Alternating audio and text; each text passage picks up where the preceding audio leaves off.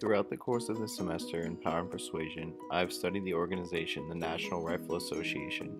As part of this process, I have analyzed NRA artifacts through the lenses of exigence, narrative criticism, cluster criticism, and ideology.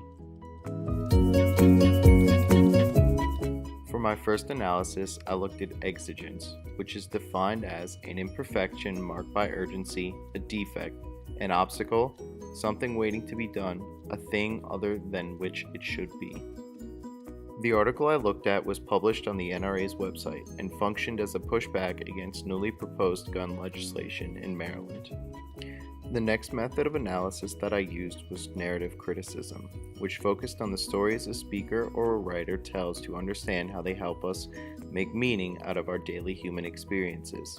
The artifact I used was an NRA publication titled 15 Reasons to Own an AR-15, which attempted to convince the reader the necessity of owning an AR-15. Next, I transitioned into a study of cluster criticism, where I looked at the frequency of words within a text and how they functioned. As part of this study, I looked at a speech given by Wayne LaPierre, head of the NRA, in wake of the Newtown, Connecticut shooting.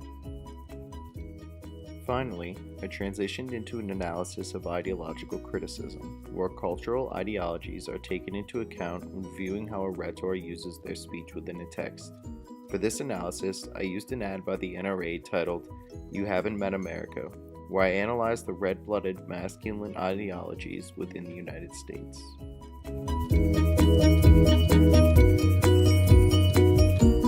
What have I learned? I learned that in building a wholesome view of rhetoric, the way it functions, and how it can be used by a rhetor, that it is vital to look big picture.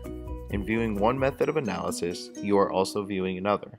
That is to say, that the four method of analyses that I have studied over the course of this semester function best when put into context with each other.